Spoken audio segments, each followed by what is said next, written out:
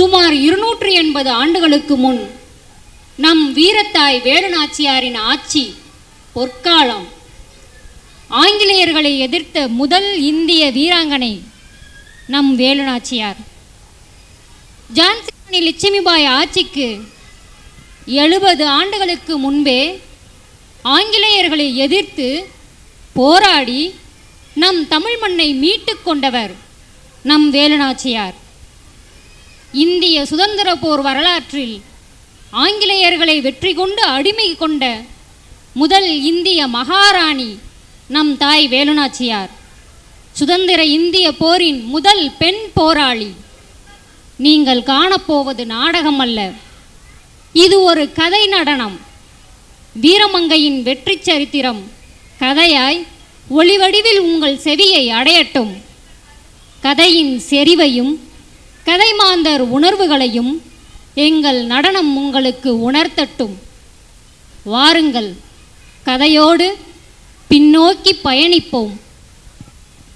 வேலுநாச்சியாரின் பிறப்பும் வளர்ப்பும் 1730ஆம் ஆண்டு ராமநாதபுரம் மன்னர் முத்து விஜய ரகுநாத செல்வமுத்து சேதுபதிக்கும் முத்தம்மாள் நாச்சியாருக்கும் ஒரே மகளாக வேலுநாச்சியார் பிறந்தார்.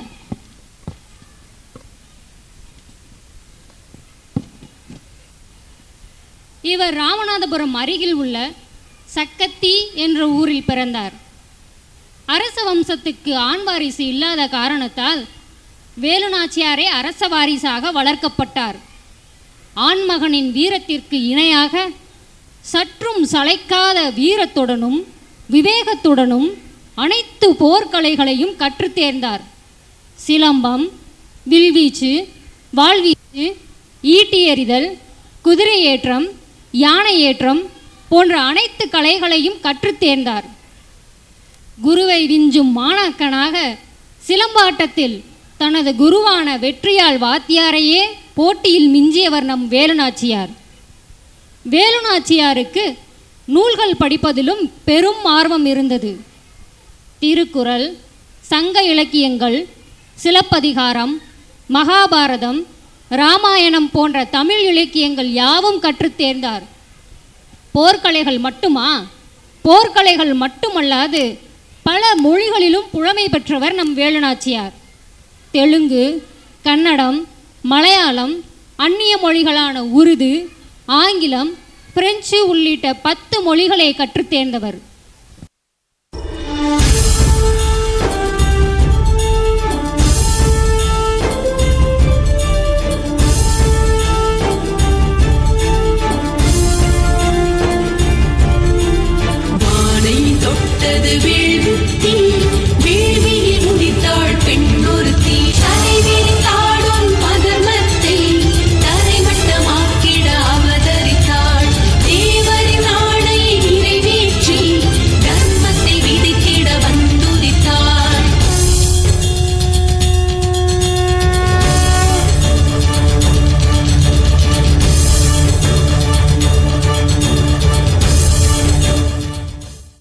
இழுத்து குன்றில் ஏழும் பெண்ணோழியே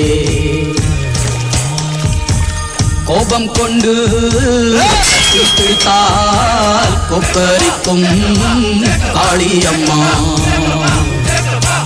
உன் கண் சிவந்து பார்த்தால் போதும் துரோகியின் கத்தி உளுந்து போகும். ஓவியத்தில் உன்னை பார்த்தால் அதே உன் உள்ளத்தை காட்டும் அம்மா. அனைவரையும் ஆதரிக்கும் தாயாகிய அன்னபூர்ணி நீ அம்மா. அன்புக்கும் பண்புக்கும் தான் நீயோர் அருள் வடிவாகும் அம்மா. உந்தன் மொழிதானே மேலோரோதும் வேதம், உந்தன் செயல்தானே எதிலும் இங்கே தர்மம். பொறுத்திருந்தால் பூமி மாதா நீயே, பங்கு நின்றால் தர்மம் காக்கும் தாயே. நல்ல ஞாபகம் இருக்கட்டும், இது ஏன் சமஸ்தானம்.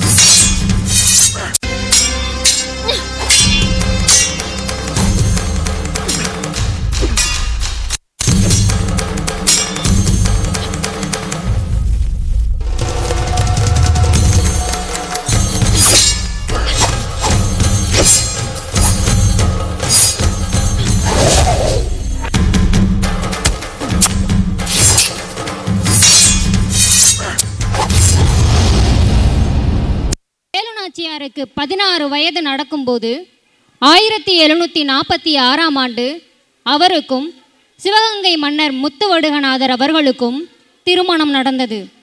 வேலு நாச்சியார் சிவகங்கை சீமையின் மகாராணியானார். மன்னர் முத்துவடுகநாதர் மிகச்சிறந்த வீரர், சிவபக்தர். அக்காலகட்டத்தில் மிகவும் பிரசித்தி பெற்ற வளரி வீச்சு கலையில் புகழ் பெற்றவர் முத்துவடுகநாதர். அஞ்சா நெஞ்சத்து கோமகன். மக்கள் நல பணிகளையும் அறப்பணிகளையும் மேற்கொண்டு சிவகங்கையின் மிகச்சிறந்த மன்னராக விளங்கினார். முத்துவடுகநாதரும் வேலுநாச்சியாரும் இணைந்து சிவகங்கையை சிறப்புற ஆட்சி செய்தனர். இவர்களுக்கு வெள்ளச்சி நாச்சியார் என்ற மகள் பிறந்தார்.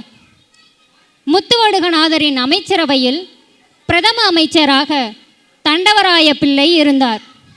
மன்னரின் மிகச்சிறந்த படைத்தளபதிகளாக மா வீரர்களான மருது சகோதரர்கள் இருந்தனர். பெரிய மருதுவும் சின்ன மருதுவும் மன்னருக்கும் ஆட்சிக்கும் பெரும் பக்கபலமாக இருந்தனர். இக்காலகட்டத்தில்தான் ஆற்காடு நவாபும் ஆங்கிலேய கிழக்கிந்திய கம்பெனியும் இணைந்து ராமநாதபுரத்தை போர் நடத்தி கைப்பற்றி கொண்டது. இவர்களின் அடுத்த இலக்கு சிவகங்கை.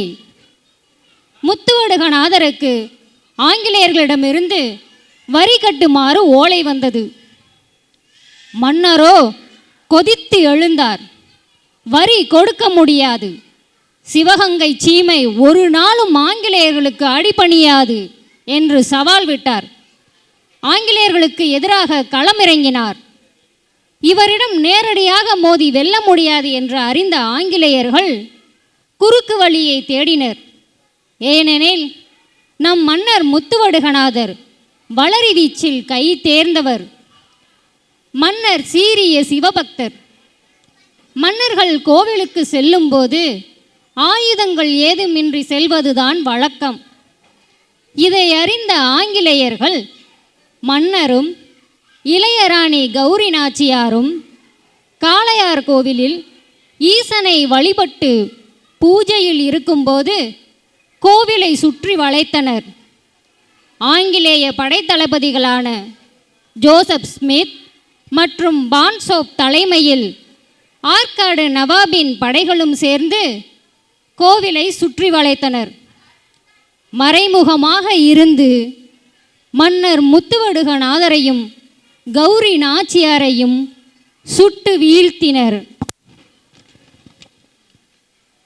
முத்துவடுகநாதரின் உடலை 300 துப்பாக்கி குண்டுகள் துளைத்தெடுத்தது.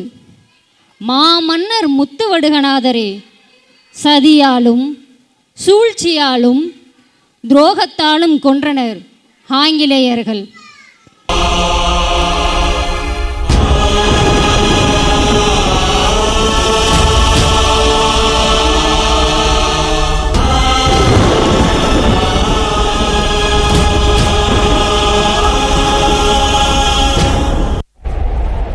தர்மத்தின் திருவுருவம், புனிதத்தின் மறுவுருவம், தர்மத்தை காக்க தன்னை சாய்த்தானே.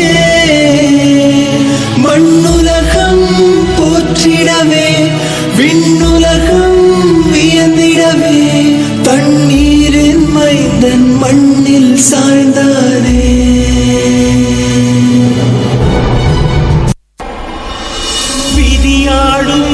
விளையாட்டில் சதிவலையில் வீழ்ந்தனரே, தர்மம் இங்கு பலியாகுமோ? சதி செய்த சூழ்ச்சிதனில் கதியின்றி போயினரே, அதர்மம் இங்கு வெற்றியை பெற்றிடுமோ? சொந்தங்கள் பந்தங்கள் சோதனையை தேடினரே,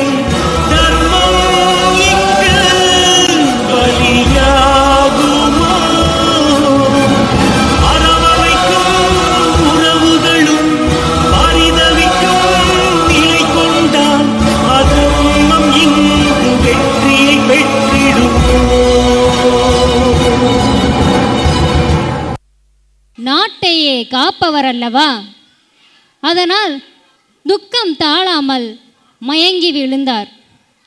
சிறிது நேரம் போனது. வேலுநாச்சியார் வழிந்த கண்ணீரை துடைத்து கொண்டு புயலாய் சீறி எழுந்தார். கொண்டு வாருங்கள் என் போர்வாளை, அவற்றிற்கு வேலை வந்துவிட்டது. இப்போதே புறப்பட்டு நம் மன்னரின் உயிரை வஞ்சகமாக பறித்தவர்களை கூண்டோடு பொசுக்கிவிட்டு வருகிறேன். சிவகங்கை சீமை மீண்டும் நம் வசம் வரும். மன்னர் மடிந்த இடத்தில் அந்த வெற்றியின் சின்னமாக ஒரு மாபெரும் கோபுரத்தை எழுப்புவேன் என சபதம் செய்து புறப்பட்டார். அவரை மருது சகோதரர்கள் தடுத்து நிறுத்தி, அம்மா, இது தக்க சமயமல்ல. எதிரிகளிடம் நவீன ஆயுதங்களும் படைபலமும் இருக்கிறது, நம்மிடம் இல்லை. ஆகவே சிறிது காலம் தலைமறைவாக தப்பித்து செல்வதுதான் நல்லது என்று கூறினர்.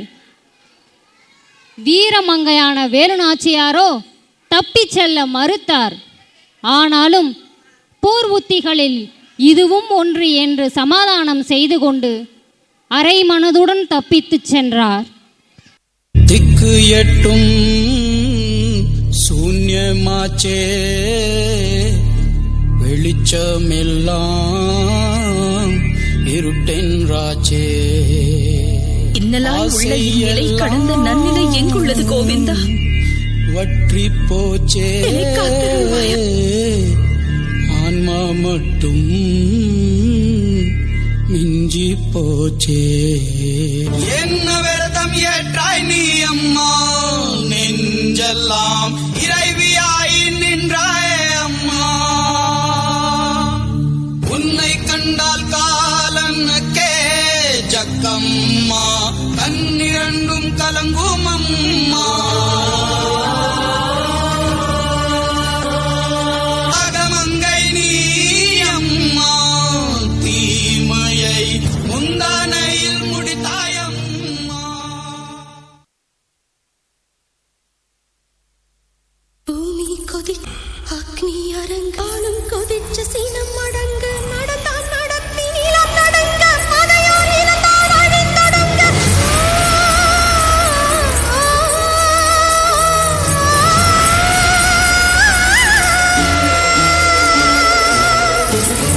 ஆடினேன் விதியின் கீதந்தான், ஆடினேன் லய நடனந்தான். கண்டு மேலெங்கும் கப்பிக்கொள்கின்ற கரிய நாள் அல்லவோ, மங்கையின் வண்ண கண்ணின் விழி கக்கும் கனலை நான் சொல்லவோ. கூற்றும் கூத்திங்கு ஆடுமோ, மெல்ல மாயங்கள் அழியுமோ, தழுவி கொண்டாட மரணமும் நழுவி போகாத ஆயுளும். சாவு ஒன்று தீரம் எந்த வேதனை, வேதனை. பிரம்மன் எழுத்துதான் ஆயினும் அதை பிரம்மனே அழிப்பதேதுடா.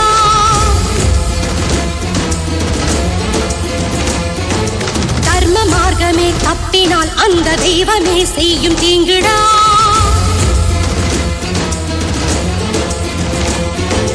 எதுவும் தூளாகும் விதியில் எந்நாளும் எதிர்த்து நில் நீங்கும் ஆவியே. ராமன் தாரத்தை கொண்டதால் லங்கை தீவு கொறுக்கேடு சூழ்ந்ததே. விரகம் வாழ்வழிக்கும் நெருப்பு ஆகும் எந்நாளும். பெண்மை ஜாதியோர் பொம்மையாகத்தான் எண்ணும், மடமைதான் என்று மடிந்து தூளாகும். இறப்பிலே கேட்கும் சரவ கீதம் போல்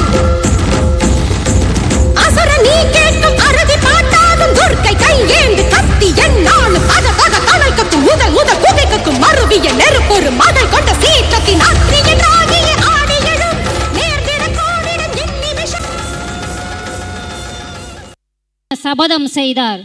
அம்மா சிவகங்கை, நான் மீண்டு வருவேன். ஆங்கிலேயரையும் ஆற்காடு நவாபையும் விரட்டி அடிப்பேன் என சூளுரைத்தார். தன் தாயகத்தின் பிடிமண்ணை கையில் அள்ளி மடியில் வைத்து கொண்டு புறப்பட்டார். அவருடன் அமைச்சர் தண்டவராயன் பிள்ளை, மருது சகோதரர்களும் சென்றனர். இந்த செய்தி ஆங்கிலேயருக்கு தெரிய வந்து வேலுநாச்சியாரை கைது செய்துவிட வேண்டும் என்ற உறுதியோடு அவரை பின்தொடர்ந்து சென்றனர். அரியாக்குறிச்சி ஐயனார் கோவில் வழியே வேலுநாச்சியார் செல்லும்போது அங்கே உமையாள் என்ற பெண்ணிடம் தண்ணீர் கேட்டு பருகினார். தன்னை பின்தொடர்ந்து ஆங்கில படை வந்தால் தான் செல்லும் திசையை கூறக்கூடாது என்று சொல்லிச் சென்றார். ராணியாரை பின்தொடர்ந்து வந்த ஆங்கில படை தளபதி அவ்விடம் வந்து உமையாளை வேலுநாச்சியார் சென்ற திசை எங்கே என்று கேட்டான். ஆனால் அப்பெண், எனக்கு தெரியும், ஆனால் கூற மாட்டேன் என உறுதியாகச் சொன்னாள். ஆங்கில தளபதி கோபங்கொண்டு அப்பெண்ணின் தலையை வெட்டி வீழ்த்தினான். உயிர் போகும் தருவாயிலும் வேலுநாச்சியாரை காட்டிக் கொடுக்காத உமையாளின் வீரமும் நாட்டுப்பற்றும் பிரமிக்க வைக்கிறது. இதை அறிந்த வேலுநாச்சியார் கண்ணீர் சிந்தி அவ்விடத்தில் ஒரு கல்லை நட்டார். பின்னாளில் ஆலயம் ஒன்றையும் எழுப்பினார். அவ்வீரப்பெண் உமையாளே வெட்டுடையாள் காளியம்மன் என்ற பெயரில் இன்றும் வணங்கப்படுகிறாள். இவ்வாறு பல ஊர்களையும் பல கோட்டைகளையும் கடந்த வேலுநாச்சியார் இறுதியில் விருப்பாச்சி என்ற இடத்தை அடைந்தார். விருப்பாட்சியின் தலைவராக கோபால் நாயக்கர் இருந்தார்.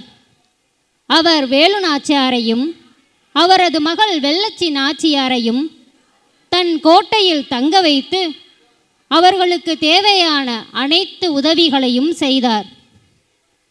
விருப்பாட்சியில் இருந்து கிளம்பிய மருது சகோதரர்கள் சிவகங்கையை அடைந்தனர். சிவகங்கையை அப்போது ஆற்காடு நவாபின் மகன் ஆண்டு வந்தான். சிவகங்கையின் பெயரோ உசைன் நகர் என்று மாற்றப்பட்டு இருந்தது. மருது சகோதரர்கள் சிவகங்கையில் இரகசியமாக புரட்சி படை ஒன்றை உருவாக்கினர். அப்படைக்கு பயிற்சி அளித்தும் வந்தனர். அமைச்சரான தண்டவராய பிள்ளை சிவகங்கை அருகில் உள்ள பாங்குடி என்ற கிராமத்தில் தங்கி அடுத்த கட்ட போராட்டத்திற்கான திட்டங்களை தொடங்கினார்.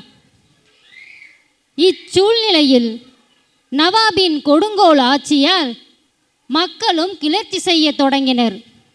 தொடர்ந்து போராடினர். புரட்சிப்படை வேலுநாச்சியாரை நோக்கி சென்று அவருடன் சேர்ந்து கொண்டது. 8 ஆண்டுகள் இவ்வாறு சென்றது. வேலுநாச்சியார் போருக்கான தீவிர பயிற்சியையும் திட்டமிடலையும் தொடங்கினார்.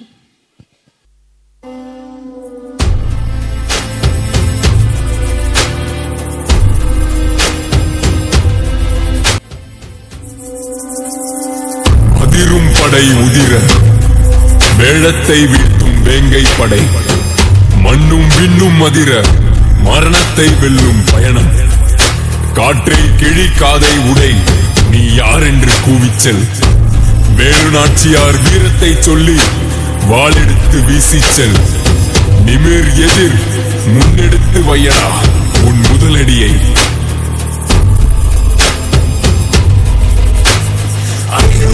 படை உதிர வேகத்தை வீழ்த்தும் வேங்கை படையே, மண்ணும் விண்ணும் அதிர மரணத்தை வெல்லும் பயணமே. காற்றை கிழிக்காதை உடை, நீயே யார் என்று கூவி செல்ல. வேலுநாச்சியார் வீரத்தை சொல்லி வாழடி வீசி செல்லு.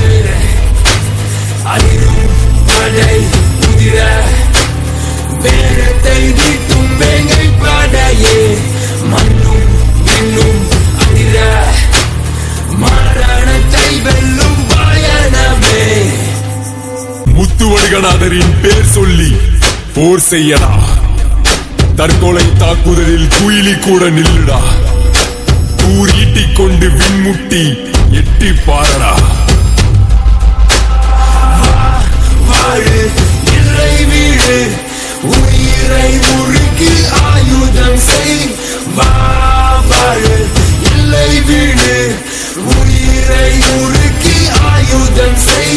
மானம் காக்கும் வீரமடா, மரணம் வெல்லும் பயணமடா.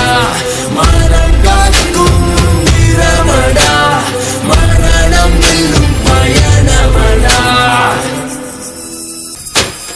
திண்டுக்கல்லில் திரண்ட படை சிவகங்கையில் அதிருமடா. சின்ன மருது பெரிய மருது படை கொண்டு விடை கொடடா. பாளையையும் சோலையாக்கடா. படை உதிர வேதத்தை வீழ்த்தும் வெங்கை படையே, மண்ணும் விண்ணும் அதிர மரணத்தை வெல்லும் பயணமே.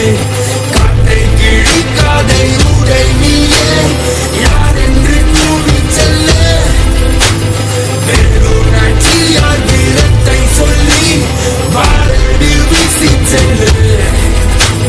அதிரும் படை உதிர வேதத்தை வீழ்த்தும் வெங்கை படையே, மண்ணும் விண்ணும் அதிர மரணத்தை வெல்லும் பயணமே.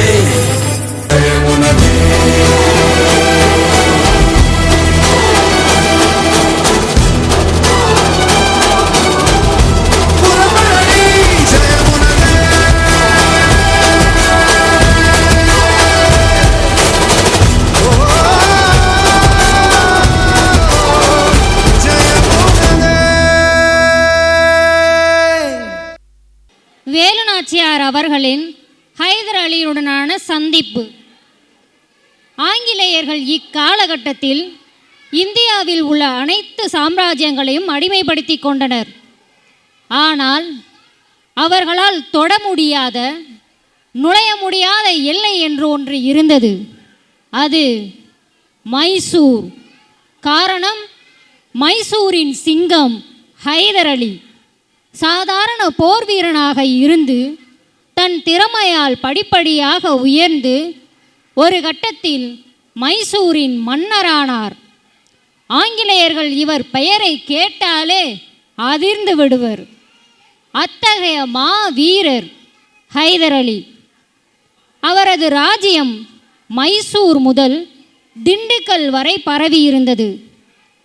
அச்சமயம் ஹைதர் அலி தனது திண்டுக்கல் கோட்டையில் இருந்தபடி தனது போர்ப்படைக்கு பயிற்சி அளித்து கொண்டிருந்தார்.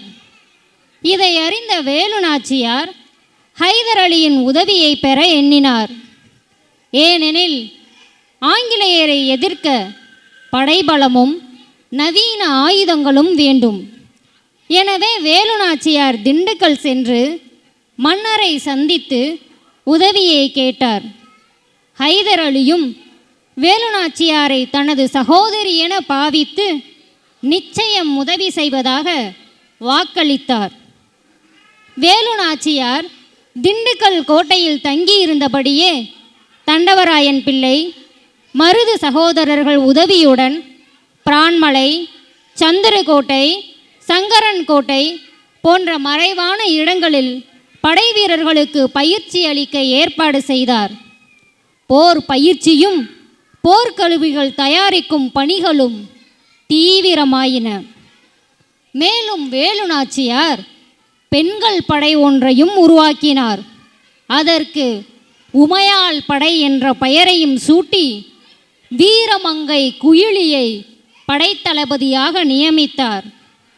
வேலுநாச்சியார் தன் தாய் மண்ணை மீட்கும் முயற்சியில் இருக்கும்போது அவர் உள்ளத்தில் அவரது இஷ்ட தெய்வமான ஸ்ரீ ராஜராஜேஸ்வரி அம்மனை வணங்கவும் ஆலயம் கட்டவும் விரும்பினார். இதை அறிந்த ஹைதர் அலி திண்டுக்கல் கோட்டைக்குள்ளே ஸ்ரீ ராஜராஜேஸ்வரி ஆலயம் ஒன்றை எழுப்பினார். வீரமங்கையான வேலுநாச்சியார் இஸ்லாமிய மன்னரான ஹைதர் அலியின் மத நல்லிணக்கத்திற்கு எடுத்துக்காட்டான இந்த செய்கையை கண்டு நெஞ்சம் நெகிழ்ந்து போனார். ஹைதர் அலி அவர்களின் உதவியை பெற எண்ணி திண்டுக்கல் கோட்டையில் அவரை சந்திக்க செல்கிறார். ஏனெனில் ஆங்கிலேயரை எதிர்க்க படைபலமும் நவீன ஆயுதங்களும் வேண்டும். எனவே வேலுநாச்சியார் திண்டுக்கல் சென்று அவரை சந்தித்த போது ஹைதர் அலியும் வேலுநாச்சியாரை தன் சகோதரி என பாவித்து நிச்சயம் உதவி செய்வதாக வாக்களித்தார்.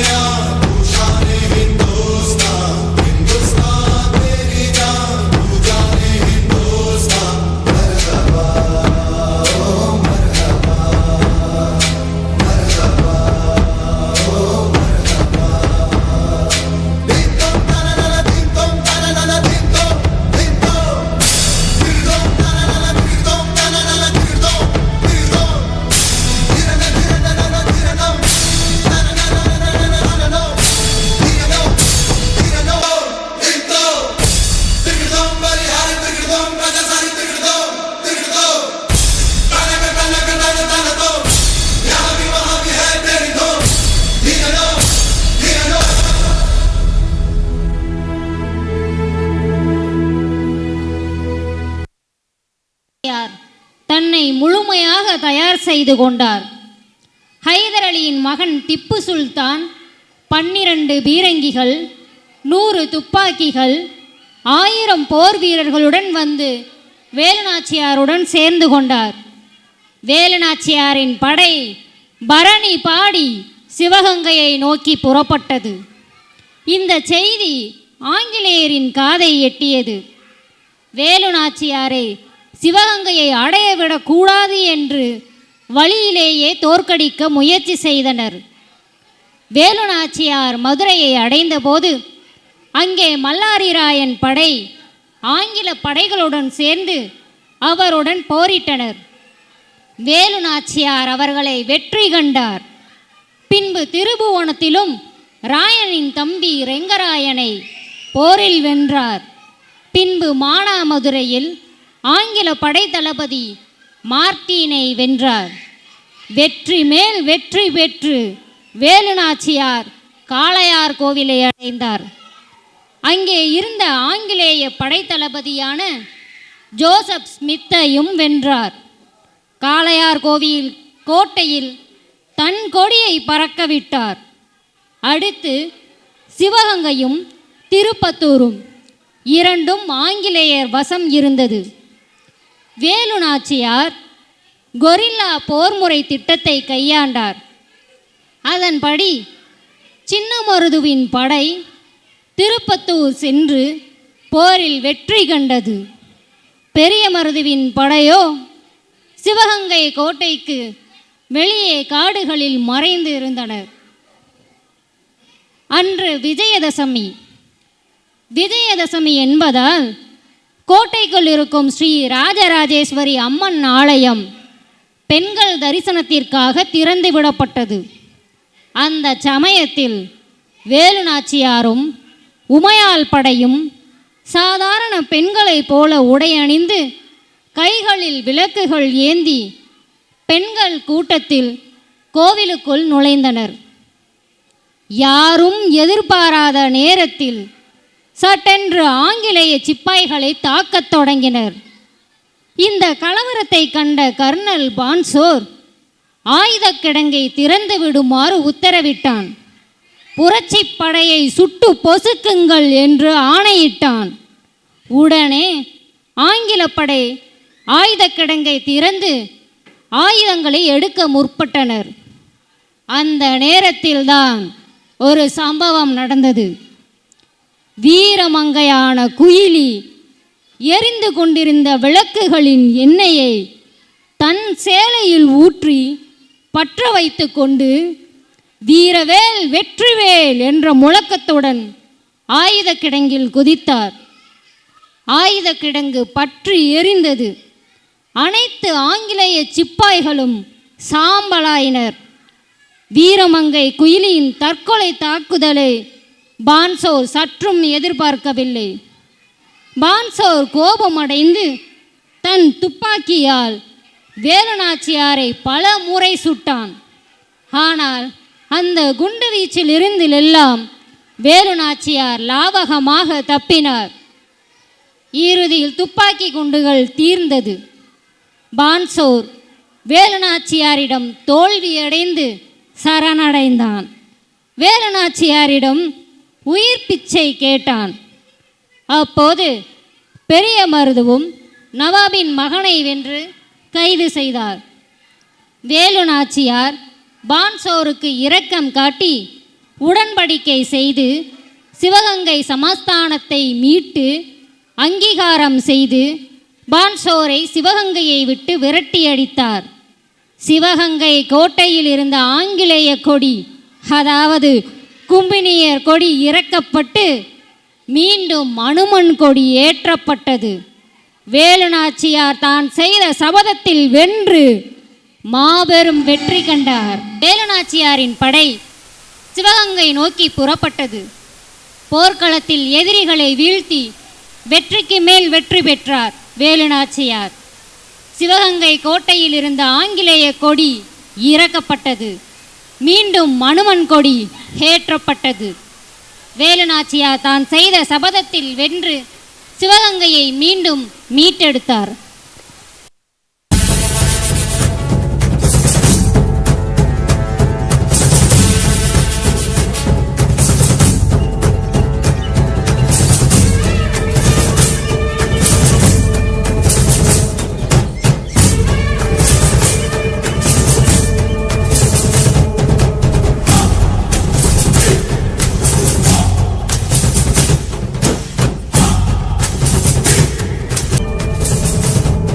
எதிர்கால சந்ததியினர்கள் அடிமைப்பட்டு கிடக்காமல் இருப்பதற்காக, சுதந்திர காற்றை சுவாசிப்பதற்காக நாம் போரிடுவோம்.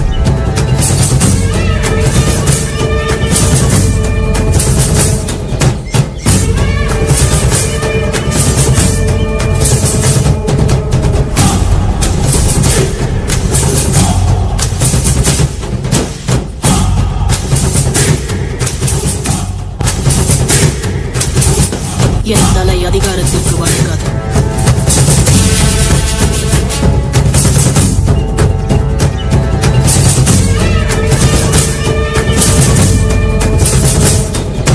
தாய்மொழி எங்கள் தாய் போன்றது. ஒருவருக்கு ஒரு தாய் தான் இருக்க முடியும்.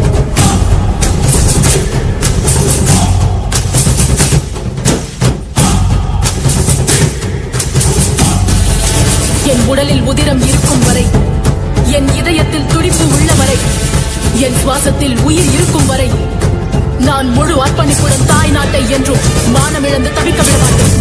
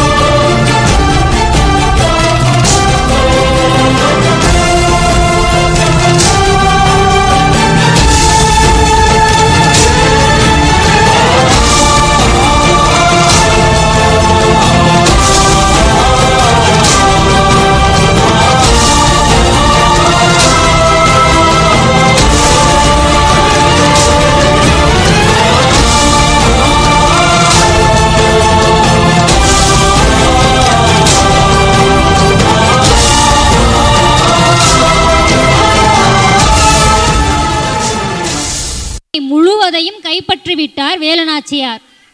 வேலுநாச்சியாரை பட்டத்து யானை மீது ஏற்றி பவனி வரச் செய்தார்கள் பெரிய மருதுவும் சின்ன மருதுவும். மக்கள் மகிழ்ச்சி வெள்ளத்தில் மூழ்கினர். ஊரே விழாக்கோலம் பூண்டது. வேலுநாச்சியார் சிவகங்கையின் அரசியாக தன்னை முடிசூட்டிக் கொண்டார். வேலுநாச்சியாரின் ஆட்சி காலம் பொற்காலம் என்று போற்றும் அளவிற்கு நாட்டை சிறப்புற ஆட்சி செய்தார்.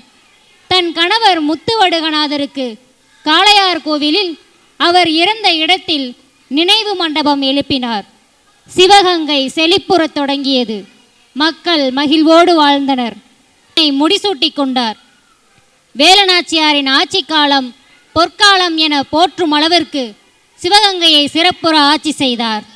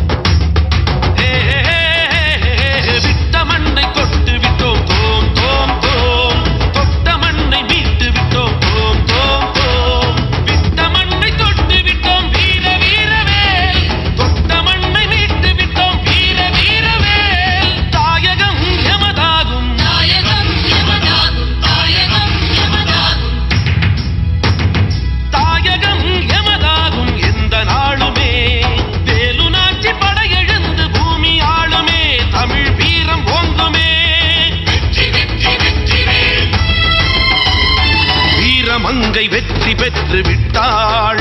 தர்ம போரெடுத்து தாயகத்தை தொட்டாள். வீரமங்கை வெற்றி பெற்று விட்டாள். தர்ம போரெடுத்து தாயகத்தை தொட்டாள்.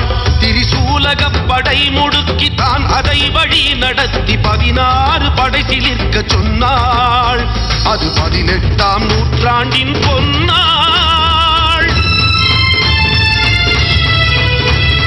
தாயகம் அது வென்றதே, என்றும் தாயகம் சுகமானதே. தாயகம் அது வென்றதே, என்றும் தாயகம் சுகமானதே. தாயக குலம் வாழுமே, தாயக குலம் வாழுமே. தமிழ் ஓங்கி உலகாளுமே, தமிழ் ஓங்கி உலகாளுமே, தமிழ் ஓங்கி உலகாளுமே.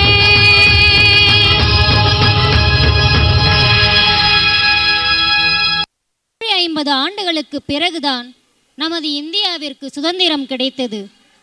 நமது சுதந்திர வரலாறு மிக நெடியது, நீண்டது.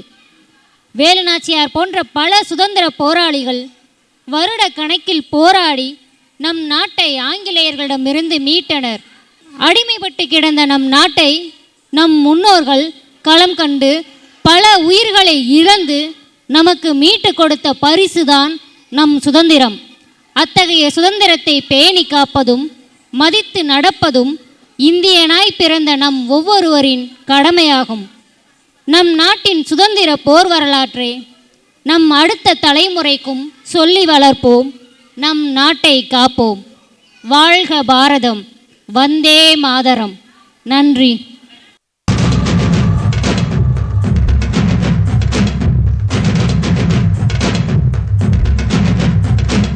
கப்பலேறி போயாச்சு, சுத்தமான ஊராச்சு கண்ணம்மா. நட்ட நடு ராவாச்சு, நட்ட வேத பூவாச்சு பொன்னம்மா. பிடியும் வரையில் போராடினோ, புதிரம் நதியாய் நீராடினோ. வெக்கெல்லாம் வாழாச்சு, துக்கமெல்லாம் கூடாச்சு கண்ணம்மா. கண்ணம்மா நம்ம வாசல் தேடி சாரல் வரும் மெதுவான தோன்றும் வாழ்வில் சூழ்ந்த சோகம் யாவும் இப்ப கப்பலேறி போயாச்சு சுத்தமான